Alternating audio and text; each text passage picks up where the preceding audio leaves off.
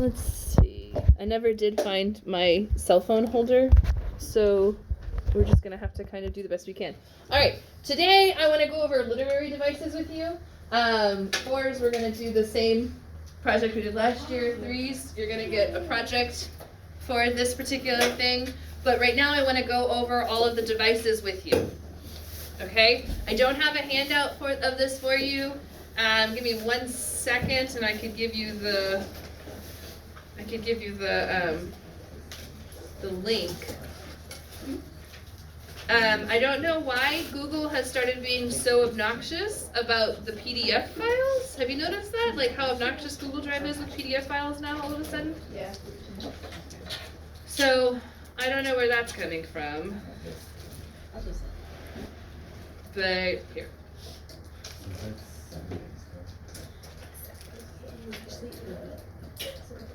So this is actually from Miss Walton. I'm gonna put this right now. I'm just gonna, where am I gonna put it? Okay. So it'll go under assignments. Wait, where do I want to put it? Right now I'm just going to put this link under discussions. Okay. And it's really just a place to have it for now. So you can access this particular thing that I'm about to go over with you. You can go and see it. Okay, it doesn't have a due date or anything, but anyways, okay, so we're gonna have a couple of devices today that come up in the lines that you were supposed to do. I don't know how he does so many lines at a time, and there's no way I could get through that many lines in 11 minutes, so we're gonna do what we originally intended to do, where you get the exact translation from him. We come in, we discuss concepts, and we'll discuss the content, but the actual translation will come from him. And then don't forget, you need to go and do your translation yourself, yes? Because the whole point of the AP Latin test is, can you take Latin and turn it into English? Okay? It's not about reading, it is sort of about comprehending and understanding, but it is mostly about, can you turn Latin into English? Okay. So literary devices will come up in a couple different ways. It can come up on the multiple choice, like what literary device do you see in this line?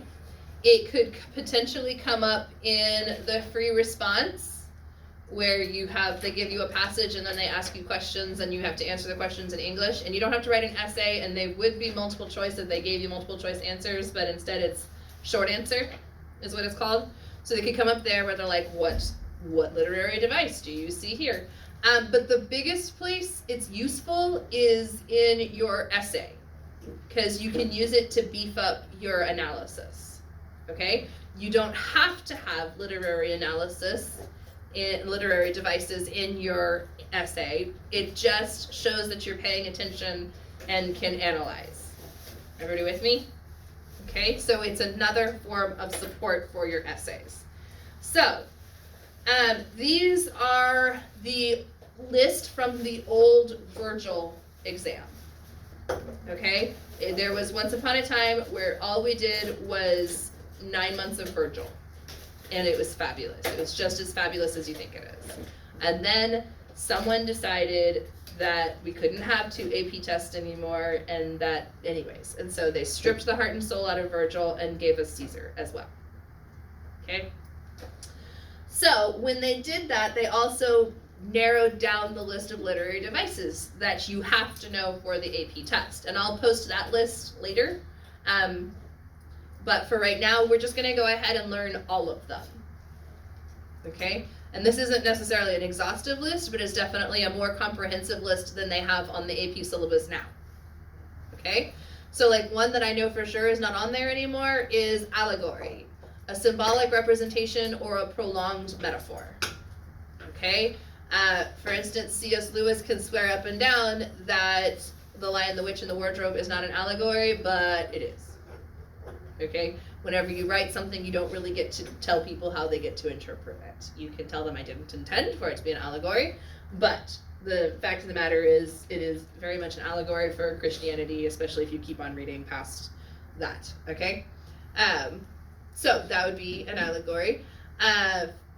Here's another example. Faith is like a stony uphill climb. A single stumble might send you sprawling, but belief and steadfastness will see you to the very top.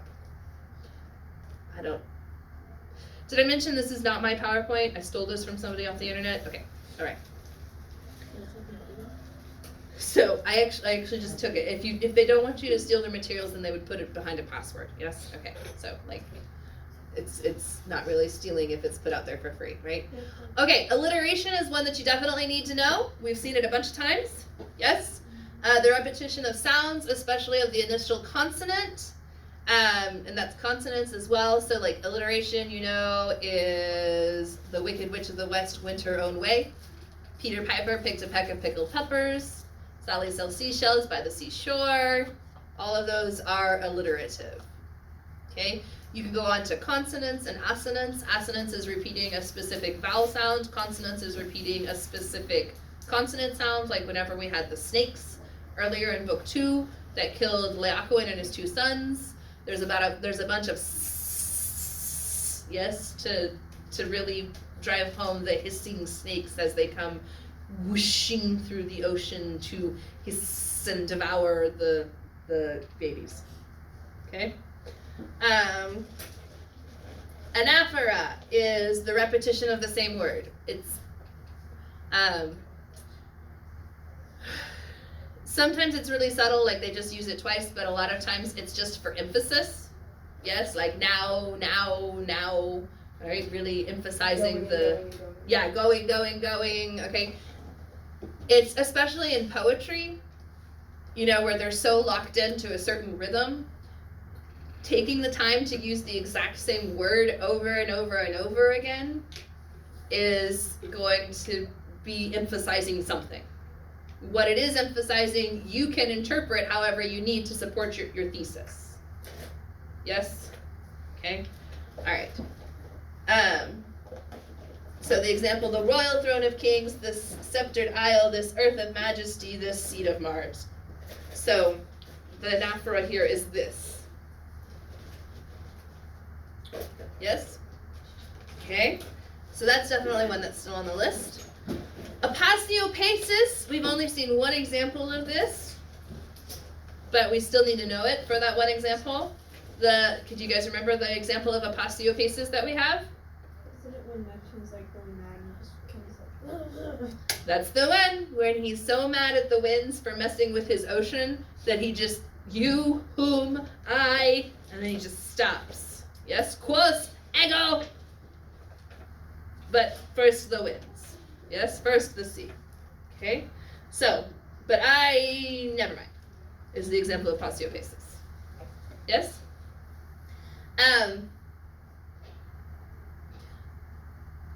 We did have one essay, I think, where this particular one came up, and it was like a reaction essay, like Neptune and Caesar both react to a storm. How do they react? Whether that's in there or not, you could reference it, and that actually gives you more points because it's context. Like later on, he's addressing the winds, and he's so angry, but then he gets himself under control, and the aposiopesis shows him taking a minute to collect himself, and Okay. Apostrophe. These are also ones that some of them overlap with your English class. Yes? Okay, like apostrophe is addressed to someone or something not present. Like in book 1 of the Aeneid, whenever we first meet Aeneas, and he says, "Oh, everyone who died at the walls of Troy, you were lucky." I'm paraphrasing, but yes. Everybody with me? Everybody remember that part? Okay, so let's see what Miss Walton did for her example. So, oh, ancestors, what would you say about this matter? Clearly the ancestors are not actually here. We're not in an animated Disney film. So, yeah. Okay. Asyndeton is where you leave out conjunctions. Yes, remember conjunction, junction, what's your function, hooking up words and phrases and clauses. Yes? So if you leave those out, you would think that it would speed things up because you have less words, but it actually slows things down. right? Okay, and it makes you think about each thing individually. Okay, so in Australia, the wildfires are destroying the habitats of koalas, kangaroos, cockatoos,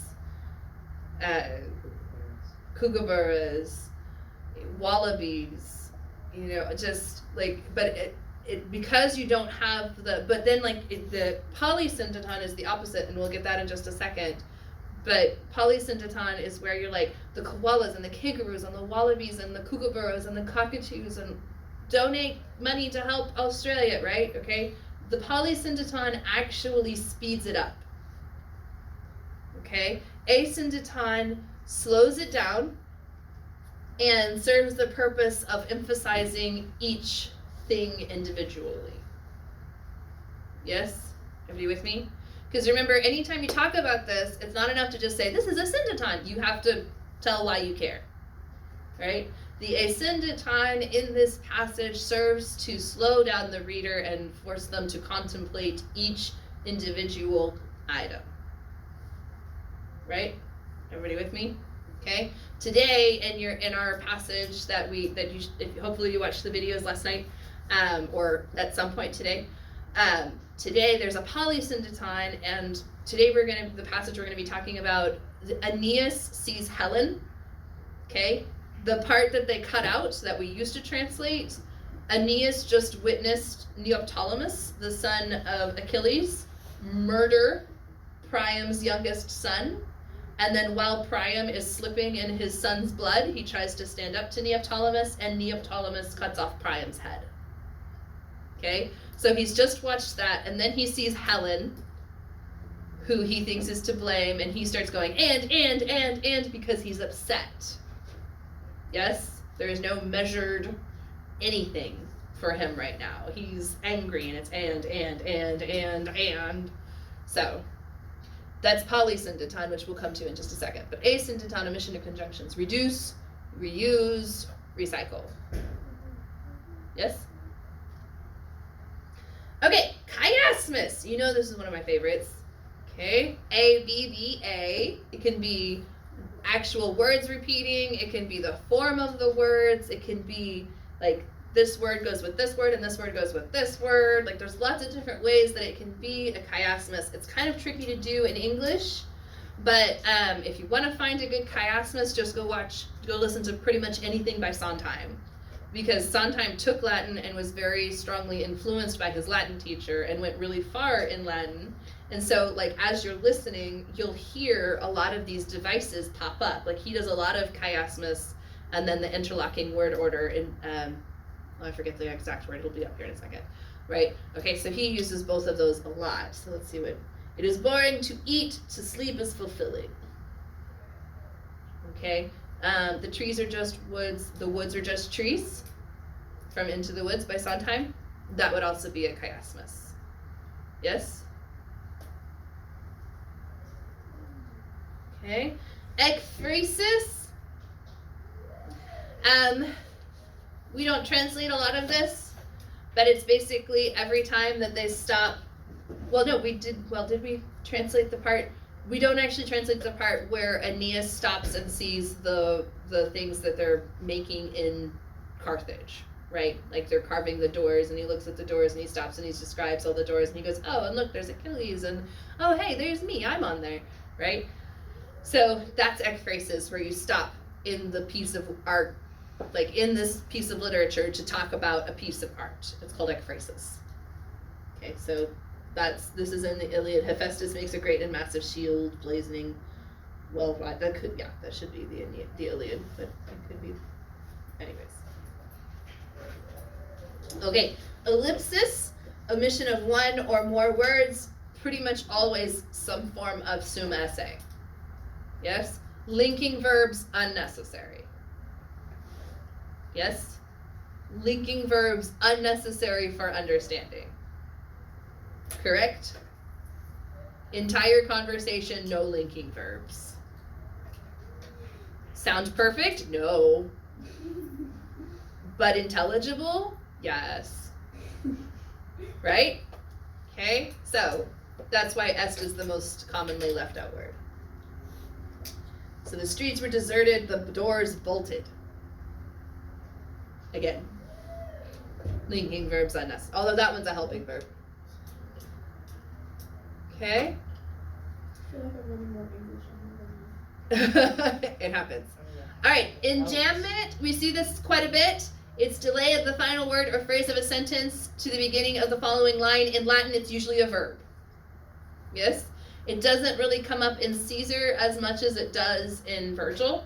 And a lot of times what it does is it serves to stack the verb with another word that he wants to make you closely associate them with that maybe you wouldn't have necessarily. Everybody with me? Okay. So, example, I think I shall never see a poem as lovely as a tree. This is where I don't think it does as well in English, but yeah. Okay, Hyndaiodus is not one that I think you need to know for like multiple choice purposes anymore. Two nouns connected by a conjunction instead of an adjective modifying a noun. So he came despite the rain and weather.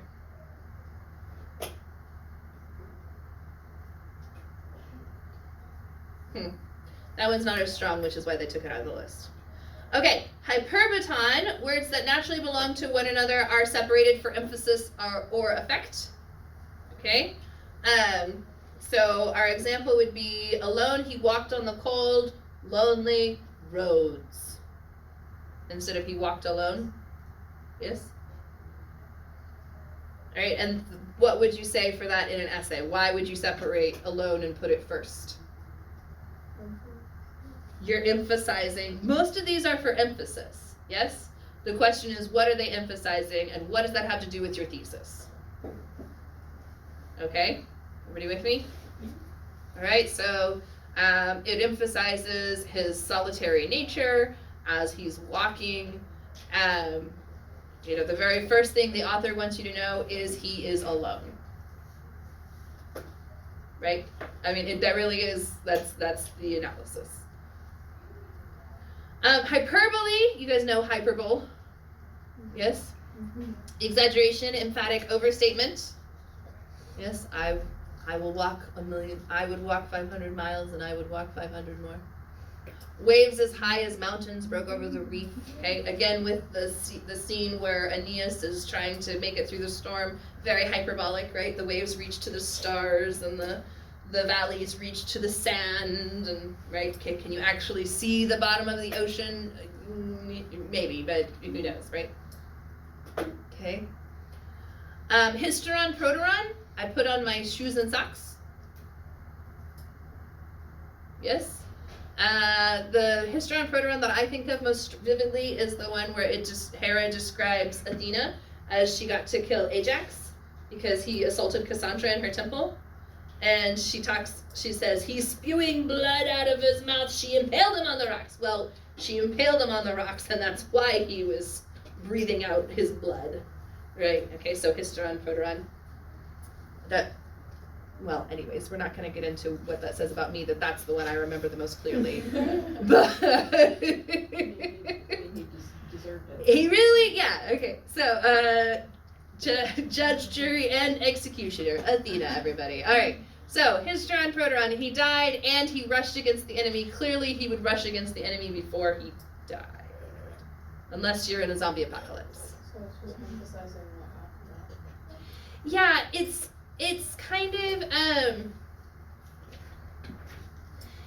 in the scene with Athena and Ajax, it kind of emphasizes how topsy-turvy the whole thing is. Like, it happens so fast, like, you can't really tell, like, is he spitting up blood and then impaled, or is he impaled and then spitting up blood? It's like a zoom in when you're watching. Yeah, pretty much, sort of. Yeah, it would be the effect of a zoom in a movie, like in a cinematic experience. Yes. Like I said, what it has to do with your thesis is up to you to prove. Yes? All of these are about emphasis. Okay? So the question is, what is the author emphasizing and why? Right? Okay? Because literary devices are all about making things sound more poetic, making things more emphatic. Why? right? And that's the analysis. Remember, that's what's going to take your essays from 2s up to 4s and 5s. Yes? Okay, assuming you have the Latin to back it up. Okay, irony. I don't think that's one that you need to know anymore, but you should know this just as a person. The use of words to convey a meaning that is the opposite of its literal meaning. Okay? You have to be careful of the difference between irony and coincidence. Watching it rain, he said, lovely day for a picnic. Could be easily confused with sarcasm. Yes, or maybe not even confused, just linked. Okay, sarcasm is maybe frequently ironic.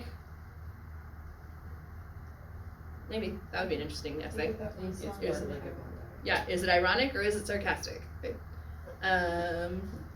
You know, so then in English class you should go into all the different kinds of irony. Like situational irony would be like a scuba diver drowning in a bathtub. You can think of that one song, Isn't It Ironic? Yes. Alanis Morissette. Most of them that are wrong. I love that song. Unless you got, like, there was a diamond store for a while that was running a special that if it rained on your wedding day, you got your ring for free. Yeah. Okay, laetities. A deliberate understatement in English, right? In Latin, it's saying one thing by negating the opposite. Is she smart? She's not dumb. Is he pretty? He's not ugly. Right? Yes? Everybody with me? Okay. So, let's see what they did. Jackie Robinson's breaking of baseball's color barrier, there it is, was no small accomplishment. Yes? Okay, an understatement. Usually by negating something. Okay? A metaphor, a comparison in which one thing is said to be another without the use of like or as. Yes? Okay, a dream is a wish your heart makes. That would be a metaphor. Yes, the whole song is a metaphor. What? Your heart makes weird wishes. Okay? Henry was a lion on the battlefield. Okay? Metonymy. This is the one, you always have to, you try to figure out, is it metonymy or synecdoche? Metonymy is a metaphor. Right? Okay? So, and synecdoche, it's the part of something representing the whole. So metonymy is one word closely related to another used to suggest the other word. Alright? The crown had absolute power in the Middle Ages. They mean the aristocracy. Yes? Okay? The royal family. But they say the crown. Onomatopoeia is a fun word to spell. O-N-O-M-A-T-O-P-O-E-I-A. Okay, if you don't have that spelling memorized, it is a lot of fun to spell, and also a fun word to just whip out at parties and be like, hey, can you spell onomatopoeia? O-N-O-M-A-T-O-P-O-E-I-A. Good? Okay, and you know this one, the use of words to imitate the sounds they describe. Bang. Yeah, bang, bark, tweet. Okay, so the burning crackled and hissed. Now and again, an owl hooted somewhere in the darkness. A lot of verbs in Latin, like the ones just learned muso, meaning to mutter. Yes, so mutter is also an onomatopoeia in English, because our English words are gonna, like, if you're muttering, it's more like, right? But Latin has different consonants and different vowels that they emphasize as opposed to English, so for them it's muso, muso, muso, muso, muso, muso, muso. Yes? Okay, yes. So muso would be an onomatopoeia. In Korean, it's mang. Yeah, every language has a different onomatopoeia. Like the French even have a different onomatopoeia for the ringing of a phone. Like we say ring, ring, and they say bring, bring. That's close. Okay, oxymoron, putting two contradictory words together. Jumbo shrimp. Military intelligence. I kid, I'm kidding. I got it as soon as you said I'm kidding. Alright, so he possessed a cold fire in his eyes. Okay, clearly fire is not cold. Right? Okay. Personification, giving human qualities to animals or objects. Love enfolded us in her arms. Clearly, love does not actually have arms. Unless you're talking about Aphrodite, and she's imaginary anyways, so love still does not have arms. Oh, that's not true. Pleonasm. Redundancy, the use of more words that are necessary to express an idea. He spoke with his mouth. He looked with his eyes. He walked with his feet. He grabbed with his hands. Okay, like, right? Let's see what Miss Walton gave. Take your shoes off your feet.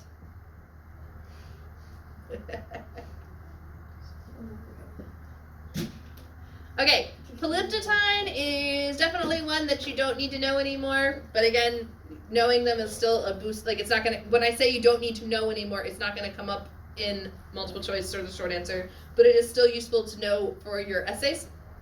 And it is still a valid one to use for your projects, which I will assign probably tomorrow, because we're kind of running low on time. But a type of anaphora, repetition of the same word, but used in a different case or tense, different ending on the word. Okay? So with eager feeding food doth choke the feeder. I love this particular one, polyptoton. Not that example, but like this device, polyptoton.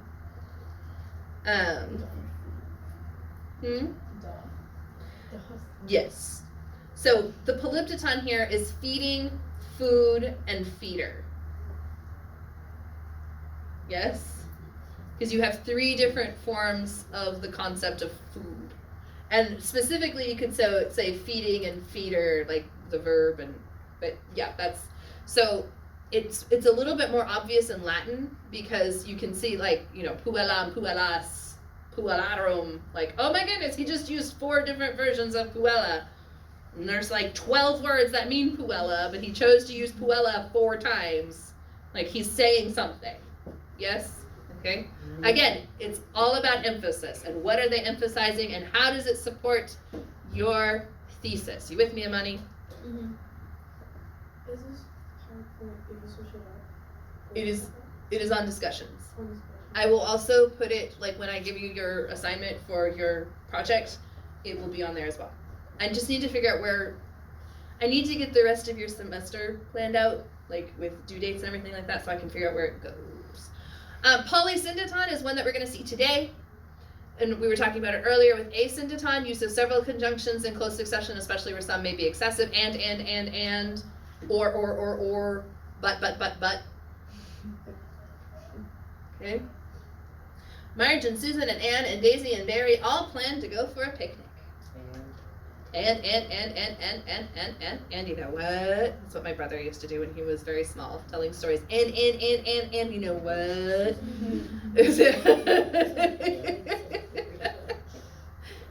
Very, very small. Praeteritio is a lot of fun. That's whenever, like, politicians come up and they say, we're not even going to talk about the water crisis in Flint, Michigan. But they just did.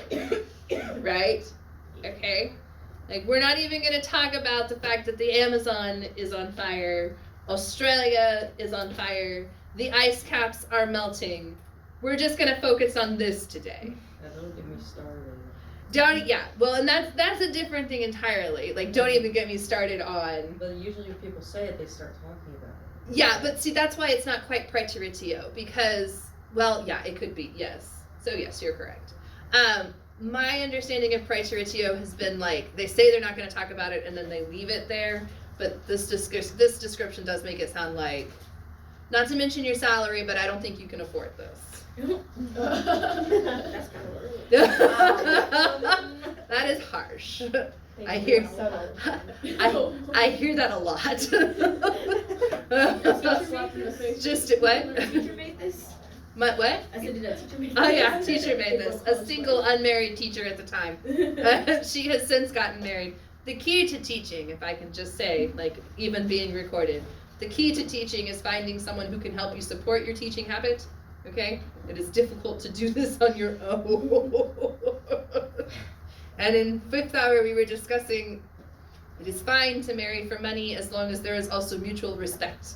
Because from mutual respect can grow genuine affection, and from genuine affection can grow a deep and everlasting love. Okay, so like, love at first sight does not last. That is your brains lying to you with the chemicals, and chemicals in your brains are strong. So if there's, respect. It's all about respect. Anyways, so praeteritio, we're gonna move on without talking about this anymore. All right, prolepsis, the description of events that will in fact take place after the story that is being told. I don't think this is one that you really need to know anymore. I have to look at the list again. The murdered king falls by a traitor's hand. I've always had a hard time like differentiating between a prolepsis and a hysteron proteron. Hysteron proteron is like put on your shoes and socks. Yes, the Ajax breathing out his blood was pierced on a rock. Right? Okay. Anyway. So like the pierced Ajax is on a rock. I don't even know how that would.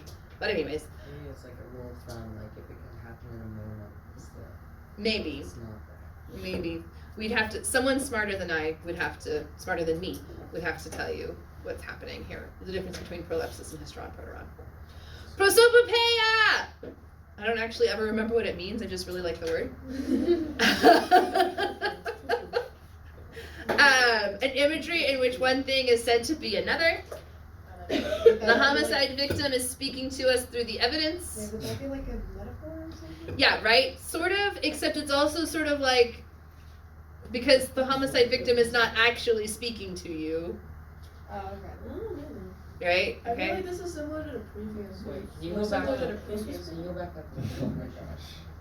Jennifer, One look at thing it. is said say otherwise. to be another. I think that is pretty much the exact same definition as metaphor, With imagery. but with imagery. This is no longer, I know for a fact, this is no longer on the list of things you must know for the AP test. There's so many literary terms. Yes, there are a bunch. Simile is one you should know. If you come into my class not knowing a simile, I weep for the state of education. Okay, simile, figure of speech involving a comparison between unlike things using like, as, or as though. Okay, trying to do all of the computer generation that was required in Cats is like trying to do 15 golems in The Lord of the Rings in a space of 4 months. It doesn't work, right? Okay, so is like, that would actually be a simile. I know you're like, that's just a comparison. Yes, but I used like, and I'm comparing sort of unlike things. I don't know. It's not a very strong simile, but you can argue. Unlike things. What? Extremely unlike. Extremely unlike things. Thank you, Hayden. Simile, he is like a mouse in front of the teacher. That's an interesting way to go. Okay. Synchesis, this is the interlocking word order, so sort of up there with chiasmus, which is ABBA. Synchesis is ABAB,